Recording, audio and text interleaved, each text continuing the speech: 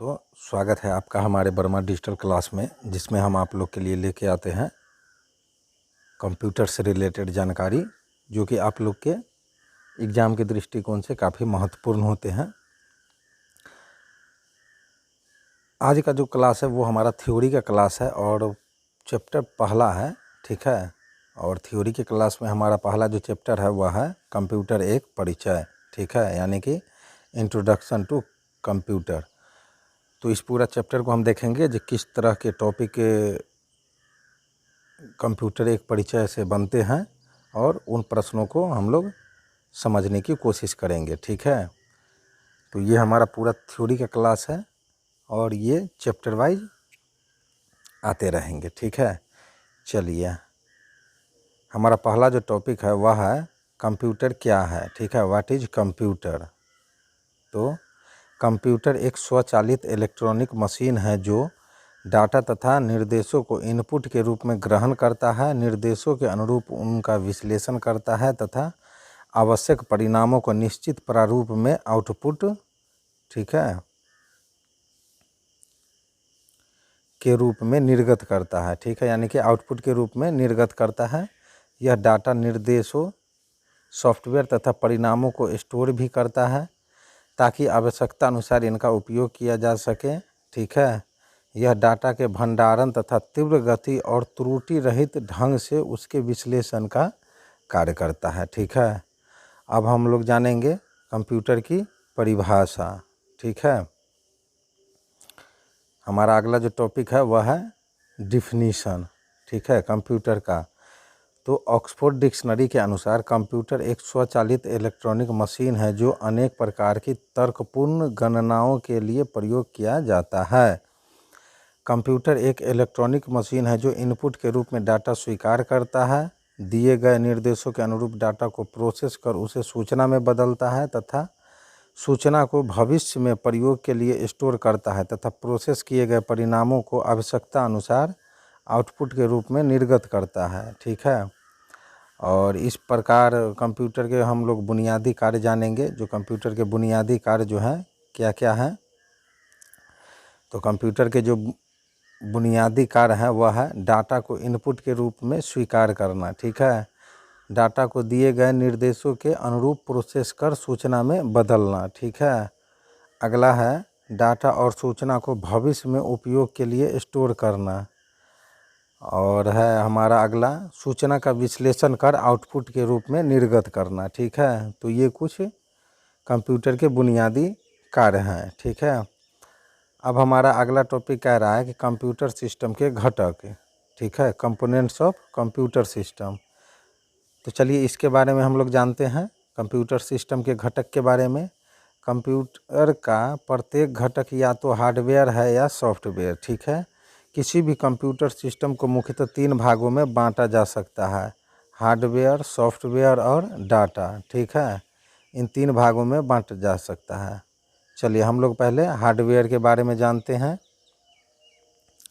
Computer machine का वह भौतिक भाग जिसे हम देख और छू कर महसूस कर सकते हैं हार्डवेयर कहलाता है, ठीक है।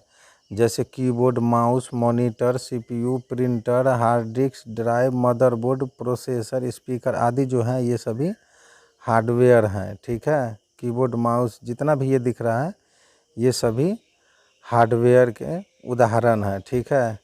चलिए सॉफ्टवेयर को हम लोग देखते हैं। हमारा अगला जो टॉपिक है तो अनुदेशों और प्रोग्रामों का समूह जो कंप्यूटर को यह बतलाता है कि उसे क्या और कैसे करना है, सॉफ्टवेयर कहलाता है, ठीक है। ये हमारे कुछ सॉफ्टवेयर के उदाहरण हैं, ठीक है। विंडोज़, लिनक्स, जीमेल, क्रोम, जावा, ऑरकुट, ये सब हमारे कुछ सॉफ्टवेयर के उदाहरण हैं, ठीक है। इन सभी को आप लोग अच्छे से समझेंगे। चलिए सॉफ्टवेयर के बारे में कुछ जानते हैं। कंप्यूटर का हार्डवेयर सॉफ्टवेयर के अनुदेशों के अनुसार ही काम करता है। एक ही हार्डवेयर अलग अलग सॉफ्टवेयर निर्देशों के आधार पर अलग अलग कार्य कर सकता है। सॉफ्टवेयर को हम छू नहीं सकते और न ही भौतिक रूप में देख सकते हैं। इस प्रकार हार्डवेयर यदि कंप्यूटर का शरीर है तो सॉफ्टवेयर उसकी आत्मा है, ठीक है।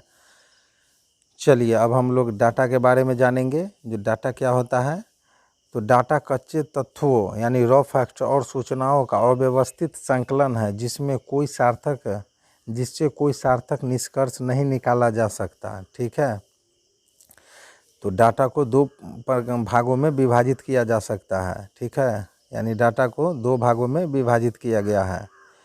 चलिए हमारा पहला जो है वह है संख्यात्मक डाटा यानी कि न्यूमेरिकल डाटा।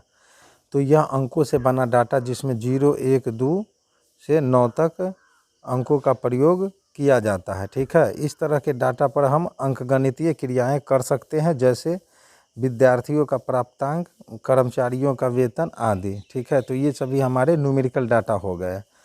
चलिए हमारा अल्फ़ा न्यूमेरिक डाटा है दूसरा, चिन्हात्मक डाटा। चिन्हात्मक डाटा के बारे में जानते हैं। तो इसमें अक्षरों, अंकों तथा चिन्हों का प्रयोग किया जाता है। इसमें अंकगणितीय क्रियाएं नहीं की जा सकती, पर इसकी तुलना की जा सकती है, जैसे कर्मचारियों का पता। ठीक है, ये चिन्हात्मक डाटा हो गया।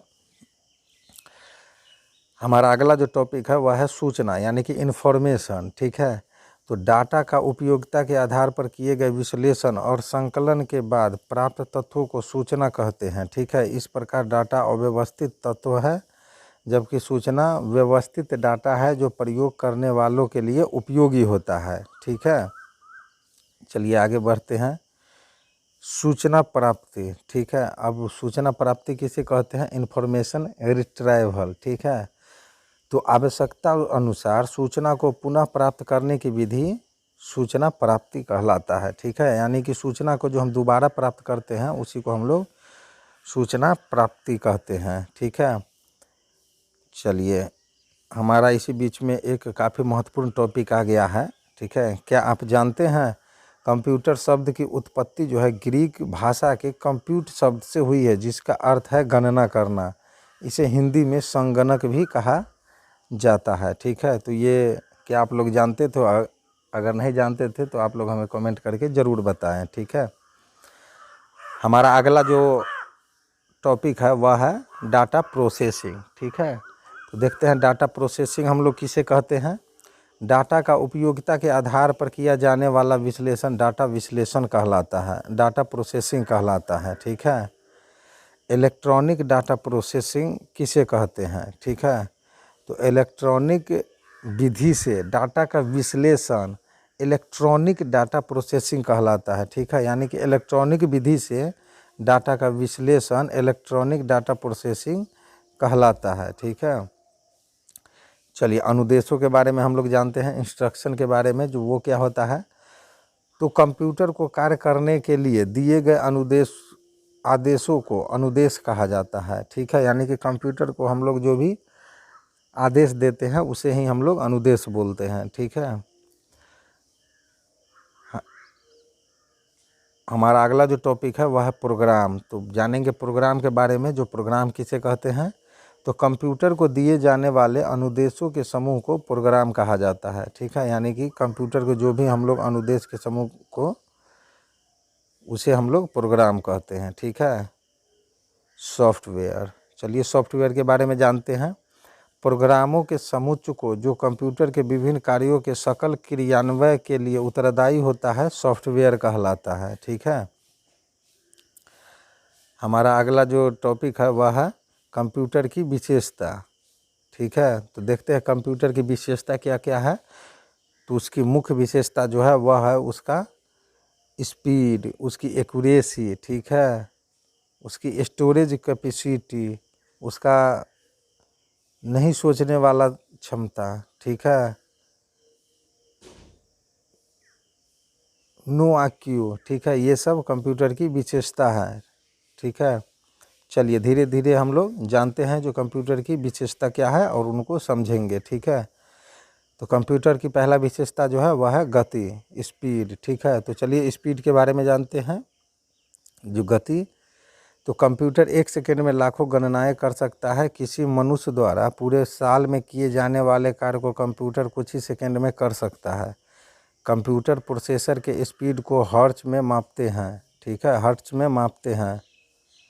वर्तमान समय में कंप्यूटर नैनो सेकेंड 10⁻⁻9 सेकेंड में गणनाएं कर सकता है। कंप्यूटर की गति को 1 सेकेंड में प्रोसेस किए गए निर्देशों की संख्या के आधार पर मापा जाता है। वर्तमान में कंप्यूटर एक सेकेंड में 10 मिलियन से भी अधिक निर्देशों को प्रोसेस कर सकता है।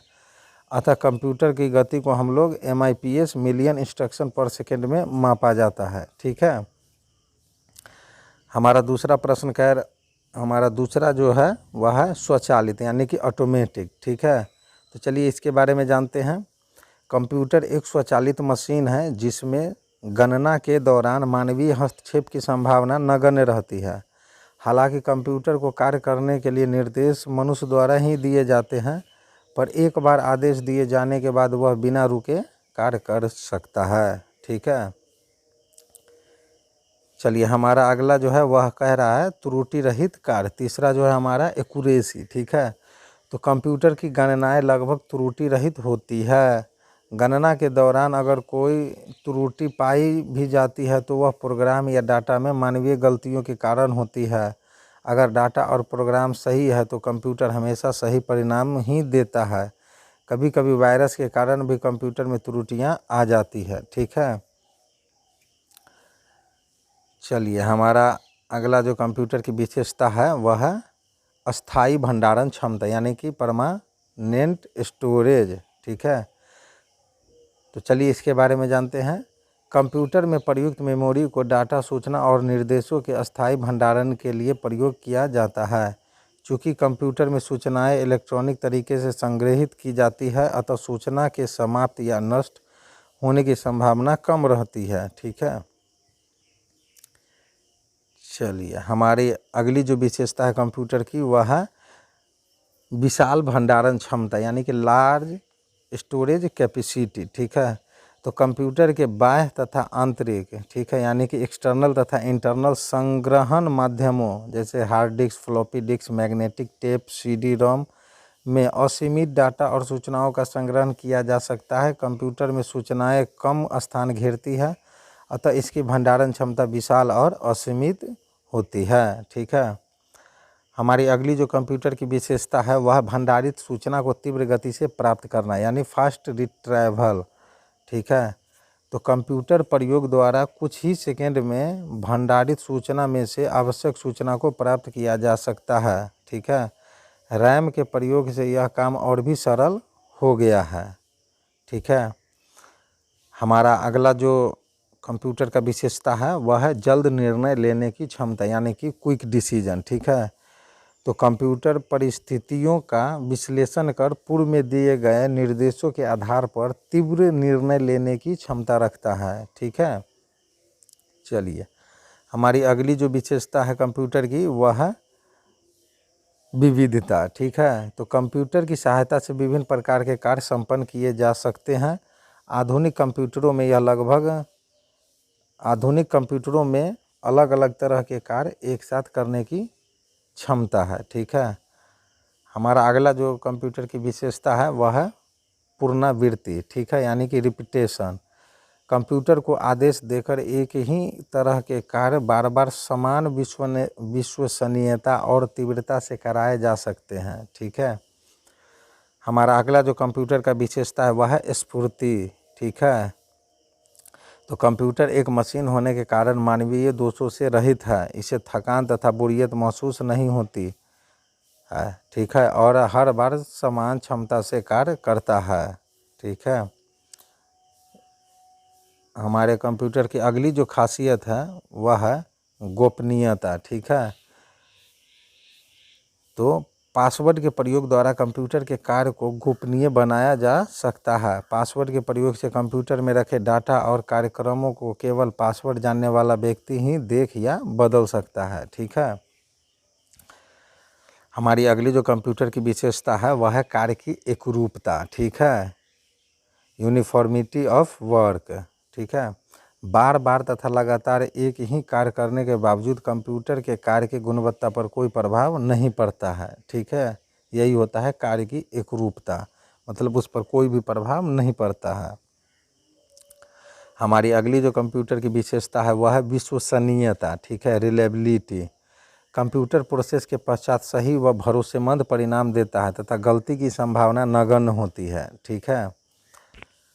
हमारा अगला जो कंप्यूटर की विशेषता है वह कागज़ के प्रयोग में कमी, ठीक है, यानी कि पेपरलेस वर्क। तो कंप्यूटर के सही प्रयोग से कागज़ की खपत में कमी की जा सकती है, जिससे पर्यावरण संरक्षण में भी मदद मिलती है, ठीक है। चलिए, क्या आप लोग जानते हैं भारत में कंप्यूटर का प्रथम प्रयोग 16 अगस्त 1986 को बेंगलुरु के प्रधान डाकघर में किया गया, जबकि भारत का प्रथम पूर्ण कंप्यूटरीकृत डाकघर न्यू दिल्ली में है, ठीक है। क्या आप लोग ये प्रश्न जानते थे? अगर नहीं जानते थे तो हमें कमेंट करके ज़रूर बताएं, ठीक है। चलिए, अब हम लोग जानेंगे कंप्यूटर की सीमाएं, ठीक है, यानी कि लिमिटेशन ऑफ द कंप्यूटर, ठीक है। तो कंप्यूटर की कुछ सीमाएं भी है जिसे हम लोग इस फिगर के द्वारा समझ सकते हैं, चित्र के द्वारा देख सकते हैं जो कंप्यूटर की क्या क्या सीमाएं हैं, ठीक है। और इन सभी के बारे में हम लोग जानेंगे। चलिए, तो कंप्यूटर की जो पहला सीमा है वह है बुद्धिहीन, यानी कि नो माइंड। तो कंप्यूटर में स्वयं की सोचने और निर्णय लेने की क्षमता नहीं होती है, यह केवल दिए गए दिशा निर्देशों के अंदर ही कार्य कर सकता है, ठीक है। हमारा दूसरा जो विशेषता है सीमा वह है खर्चीला, एक्सपेंसिव। कंप्यूटर के हार्डवेयर तथा सॉफ्टवेयर काफ़ी महंगे होते हैं तथा इन्हें समय समय पर आवश्यकता अनुसार परिवर्तित भी करना पड़ता है, ठीक है। हमारा तीसरा जो है वह है वायरस का खतरा, ठीक है। तो कंप्यूटर में वायरस का खतरा बना रहता है जो सूचना और निर्देशों को दूषित या समाप्त कर सकता है। ये वायरस कंप्यूटर की भंडारण क्षमता को भी प्रभावित करते हैं। हालांकि एंटीवायरस सॉफ्टवेयर का प्रयोग कर इससे बचा जा सकता है, ठीक है। हमारा अगला जो है टॉपिक वह है विद्युत पर निर्भरता, ठीक है। तो डिपेंडेंस ऑन इलेक्ट्रिसिटी।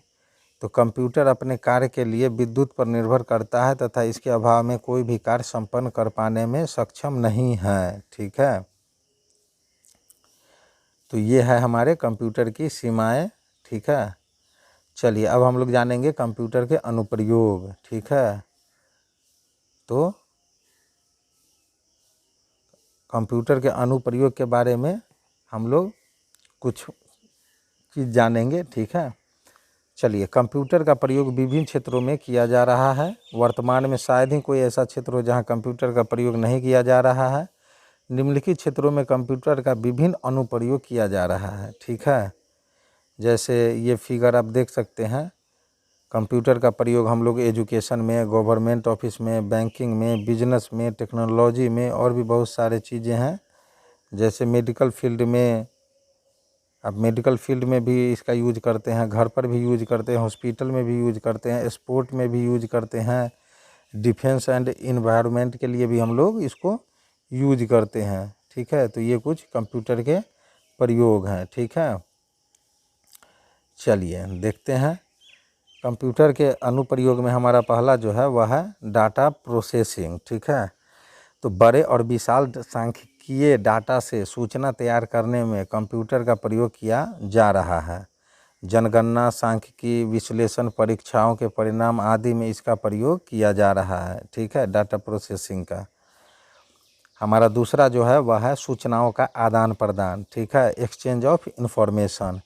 तो भंडारण की विभिन्न पद्धतियों के विकास और कम स्थान घेरने के कारण ये सूचनाओं के आदान प्रदान के बेहतर माध्यम साबित हो रहे हैं।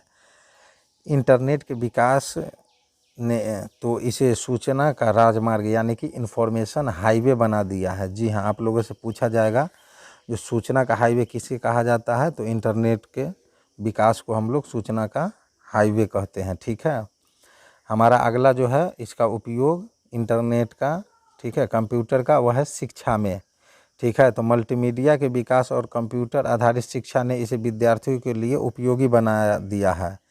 डिजिटल लाइब्रेरी ने पुस्तकों की सर्वसुलभता सुनिश्चित की है, ठीक है। हमारा अगला जो टॉपिक है वह है यानी कि कंप्यूटर का उपयोग वह है वैज्ञानिक अनुसंधान, ठीक है, यानी कि साइंटिफिक रिसर्च। तो विज्ञान के अनेक जटिल रहस्यों को सुलझाने में कंप्यूटर की सहायता ली जा रही है। कंप्यूटर में परिस्थितियों का उचित आकलन भी संभव हो पाता है, ठीक है।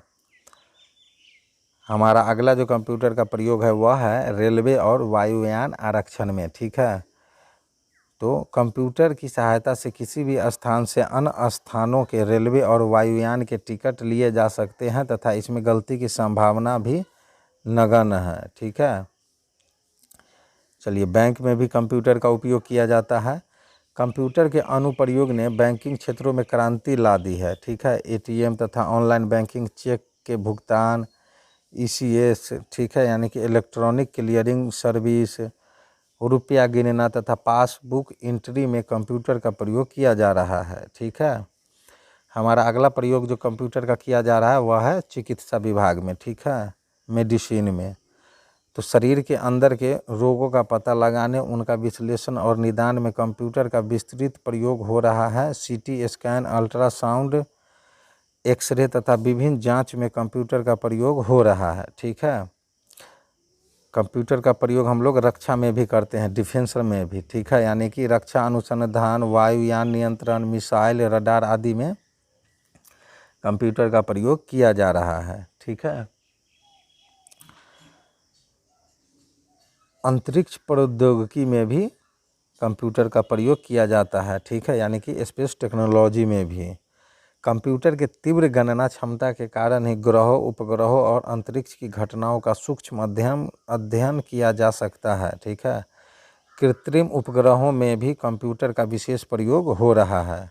ठीक है, चलिए आगे बढ़ते हैं हम लोग। कंप्यूटर का अगला जो प्रयोग है वह है संचार में, कम्युनिकेशन में। ठीक है, आधुनिक संचार व्यवस्था कंप्यूटर के प्रयोग के बिना संभव नहीं है। ठीक है, टेलीफोन और इंटरनेट ने संचार क्रांति को जन्म दिया है। तंतु प्रकाशीय संचरण यानी कि फाइबर ऑप्टिक्स कम्युनिकेशन में कंप्यूटर का प्रयोग किया जाता है। ठीक है, हमारा अगला जो कंप्यूटर का उपयोग है वह है उद्योग व व्यापार में। ठीक है, यानी कि इंडस्ट्री एंड बिजनेस में। तो उद्योगों में कंप्यूटर के प्रयोग से बेहतर गुणवत्ता रखने वाले वस्तुओं का उत्पादन संभव हो पाया है। ठीक है, व्यापार में कार्यों और स्टाफ का लेखा जोखा रखने में कंप्यूटर सहयोगी सिद्ध हुआ है। हमारा अगला जो कंप्यूटर का यूज है वह है मनोरंजन में। ठीक है, यानी कि रिक्रिएशन में। तो सिनेमा, टेलीविज़न के कार्यक्रम, वीडियो गेम में कंप्यूटर का उपयोग कर प्रभावी मनोरंजन प्रस्तुत किया जा रहा है। मल्टीमीडिया के प्रयोग ने कंप्यूटर को मनोरंजन का उत्तम साधन बना दिया है। ठीक है, हमारा अगला जो कंप्यूटर का उपयोग है वह है प्रकाशन में। ठीक है, यानी प्रकाशन और छपाई में कंप्यूटर का प्रयोग इसे सुविधाजनक तथा आकर्षक बनाता है। रेखा चित्रों और ग्राफ का निर्माण अब सुविधाजनक हो गया है। ठीक है, हमारा अगला प्रश्न कह रहा है प्रकाशन में। ठीक है, यानी कि प्रशासन में पारदर्शिता लाने, सरकार के कार्यों को जनता तक पहुंचाने तथा विभिन्न प्रशासनिक तंत्रों में बेहतर तालमेल के लिए ई प्रशासन, ठीक है, यानी कि ई गवर्नमेंट का उपयोग कंप्यूटर की सहायता से ही संभव हो पाया है। ठीक है, हमारा अगला जो उपयोग है कंप्यूटर का वह है डिजिटल लाइब्रेरी। ठीक है, यानी कि डिजिटल पुस्तकालय। तो पुस्तकालयों को अंकीय स्वरूप प्रदान कर उन्हें अत्यंत कम स्थान में अधिक समय के लिए सुरक्षित रखा जा सकता है। इसे इंटरनेट से जोड़ देने पर किसी भी स्थान से पुस्तकालय में संग्रहित सूचना को प्राप्त किया जा सकता है। ठीक है, आजकल शायद ही कोई ऐसा क्षेत्र होगा जिसमें कंप्यूटर का प्रयोग नहीं किया जा रहा है। ठीक है, पर्यावरण, पुस्तकालय, यातायात, पुलिस प्रशासन, मौसम विज्ञान, संगीत, चित्रकला, ज्योतिष, इंजीनियरिंग, डिजाइन आदि क्षेत्रों में भी कंप्यूटर का प्रयोग बढ़ चढ़ के हो रहा है। ठीक है, चलिए कुछ रोचक तथ्यों के बारे में हम लोग जानते हैं। ठीक है, जो कि काफ़ी महत्वपूर्ण है। हर क्षेत्र में कंप्यूटर के बृहद अनुप्रयोग के कारण आधुनिक युग को कंप्यूटर युग की संज्ञा दी जाती है तथा कंप्यूटर आधारित सूचना तकनीक को इंफॉर्मेशन टेक्नोलॉजी कहा जाता है।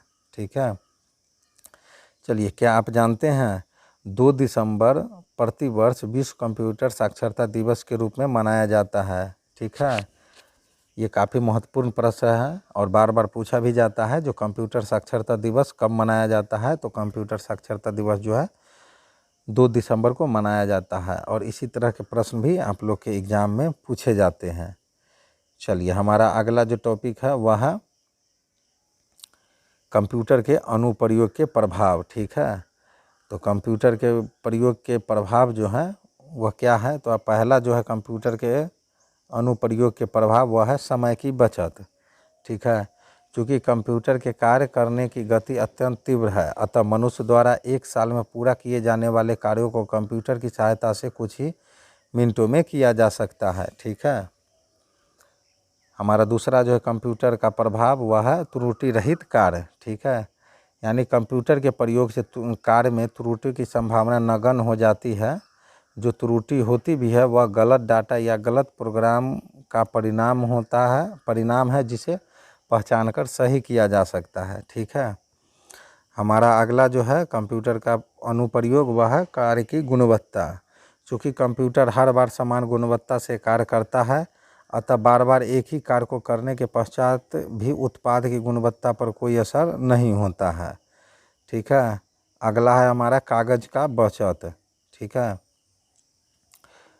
तो डाटा संग्रहण के इलेक्ट्रॉनिक विधियों के उपयोग और उनकी विशाल भंडारण क्षमता के कारण कंप्यूटर के प्रयोग से कागज़ की बचत संभव हो पाती है। ठीक है, बेरोजगारी, तो यह कंप्यूटर के विस्तृत अनुप्रयोग का एक नकारात्मक प्रभाव है। एक कंप्यूटर द्वारा सैकड़ों लोगों का कार्य किया जा सकता है जिससे लोगों को जीविका पर प्रभाव पड़ता है, परंतु वैकल्पिक व्यवस्था और समुचित विकास द्वारा इस पर काबू पाया जा सकता है। ठीक है, दूसरी तरफ कंप्यूटर से संबंधित क्षेत्रों में रोजगार का सृजन भी किया जा सकता है।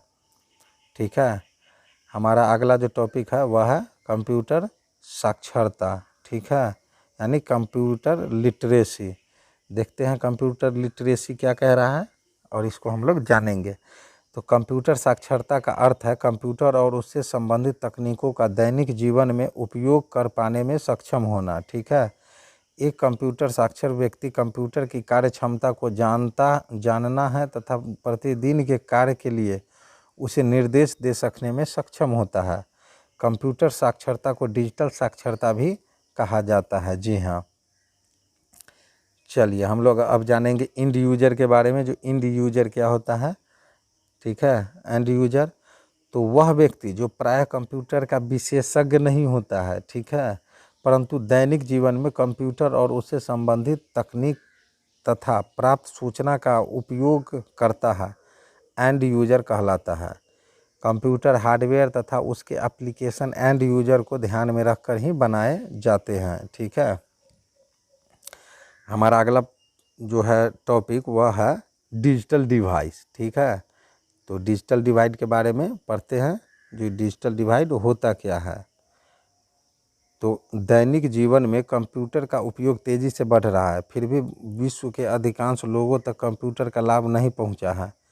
कंप्यूटर तथा इससे संबंधित तकनीक का उपयोग करने वाले तथा इससे वंचित लोगों के बीच का अंतर डिजिटल डिवाइड कहलाता है। ठीक है, एक रिपोर्ट के अनुसार विश्व में 47% लोग इंटरनेट सेवा का उपयोग करते हैं, जबकि भारत में केवल 30% लोगों तक इंटरनेट पहुंचा है। ठीक है, हालांकि इंटरनेट सेवा का उपयोग करने वालों की संख्या के हिसाब से भारत चीन के बाद दूसरे स्थान पर है।